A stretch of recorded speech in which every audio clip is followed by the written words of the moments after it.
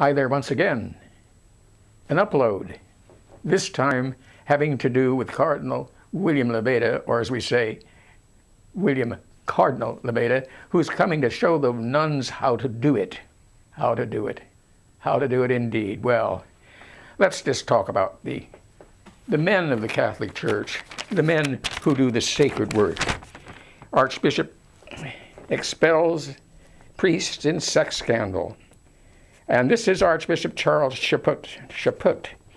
And he's put 5 priests were deemed unsuitable for ministry. Dear me. And 3 others were exonerated. Well, the whole point of that is the whole notion of zero, how would you say, zero tolerance for any of this kind of thing. Baloney. My friends, baloney.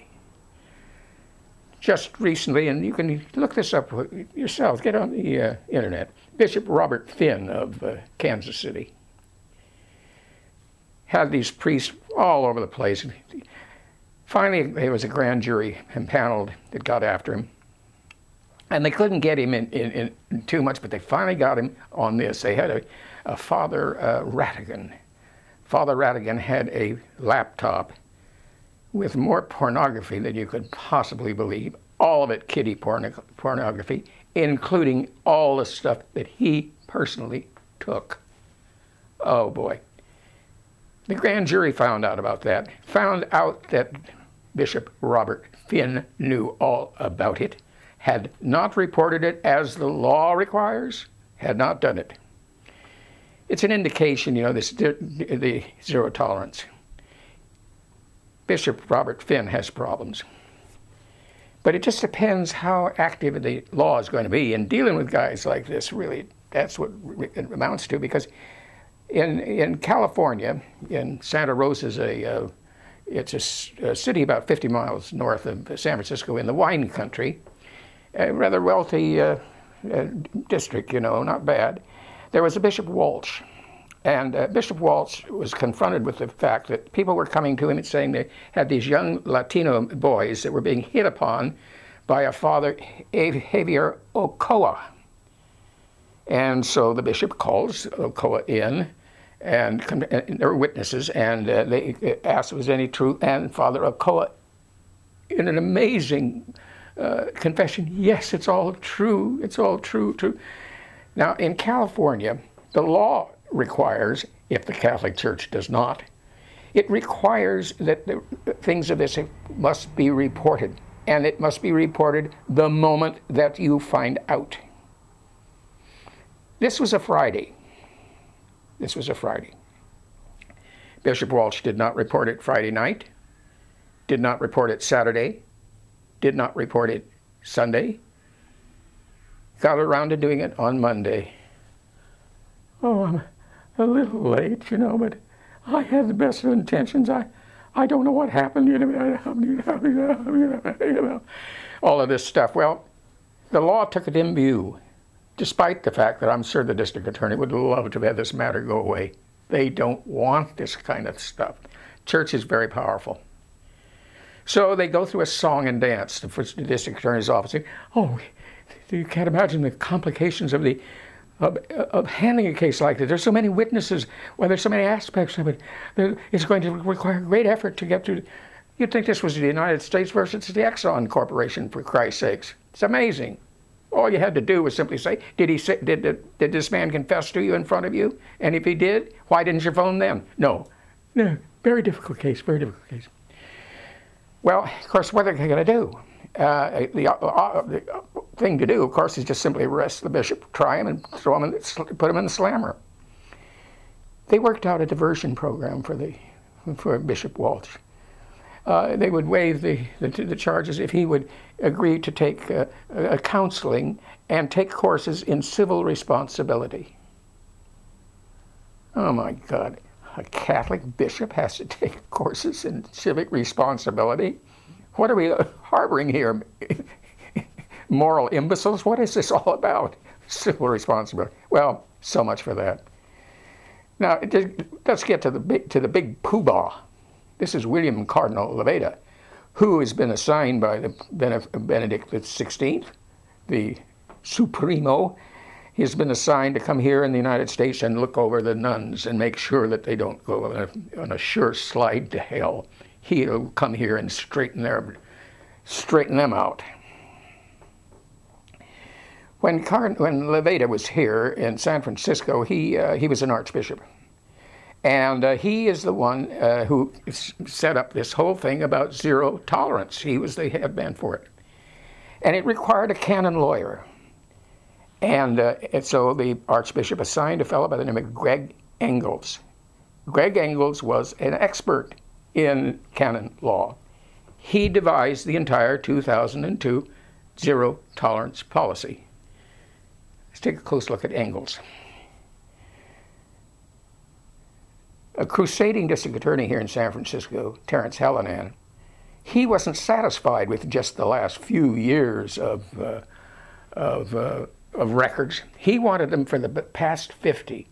Oh God, the church nearly went frantic. I mean, this would have turned and shown that this molestation business had gone all the way back to the time of the Second World War. They were unsuccessful. One of the names that popped up immediately was Greg Engels. And he was either indicted or arrested, I've forgotten which, in Marin County for having sex with a 14-year-old boy. It also turned out that Greg Engels had had an affair with a 14 or 15-year-old girl from Southern California. And the church, in order to make that matter go away, paid that. She was now an adult, of course, when she sued. They paid $2.5 million to buy silence on that. Well, they didn't quite get silence, but at least she went away. Now, here's William Cardinal Levada. He says, I need some of you people out there in my parish, my diocese, I need your help in these complicated matters of priestly abuse. So you're going to be my commission. And you're going to get these files, and you look through them, and you tell me whether or not we should put these priests out of ministry or whether we should keep them. You be the ones to do it. Of course, I get to veto anything you propose.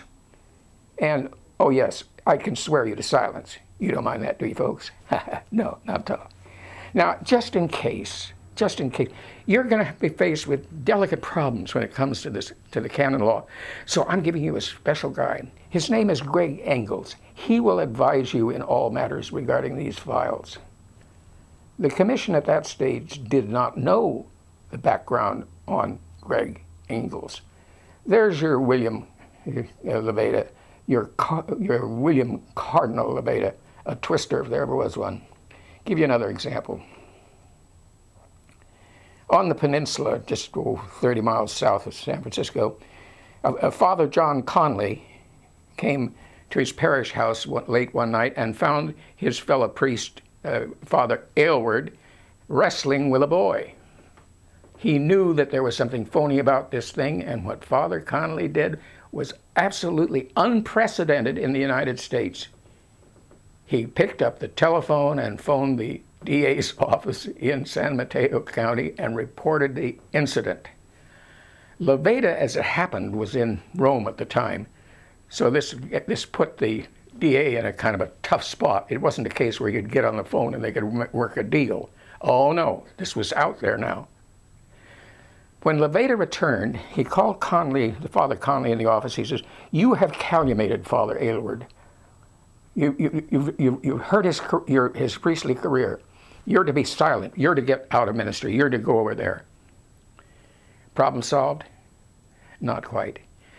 Now the church goes through a pretense. Oh, we investigated. You can't believe what we did. Oh, so many files, so many witnesses, hours and nights. Can't believe it. Lawyers, everything. Couldn't find anything. It was completely ridiculous. DA's office in Redwood City. Oh, we looked at this. Couldn't find a thing. Couldn't find a thing. Couldn't find a thing, my eye. The parents of the boy now turn around and sue the Archdiocese of San Francisco, claiming that the boy was molested. That would have required Levada to be brought into deposition. They didn't want that. They settled it for $750,000 confidential settlement, but it got out nevertheless. $750,000. Case over? Not quite. Turns out that here is Father Conley. He did what the law requires to do, what any moral man would do, what common sense would tell you to do. He did, despite the Catholic Church. So he turns around and he sues the Archdiocese and Cardinal William Levada and says, in effect, you took away my career, my ministry and everything else, and you condemned me to this exile. Well, now in a case like that, can you imagine the Archbishop being deposed or on a trial where he'd have to sit there and be grilled? The last thing in the world the Church would want. Well, they worked a deal. The deal was this. Conley would go away and be quiet in exchange for a flat the rest of his life in Noe Valley, a monthly income, a pre-retirement income. Isn't that a beautiful word? Pre-retirement. Didn't even know there was such a thing. And cash settlement.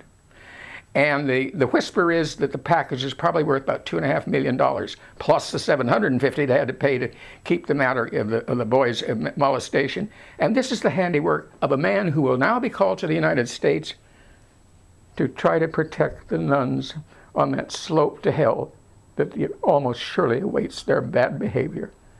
Oh boy, oh boy. Why don't you join my church? Peachy Keen 17. Never rains but pours. Always a silver lining. Here today in gonorrhea. Look for my next upload. I'd love to have you listen. Bye-bye.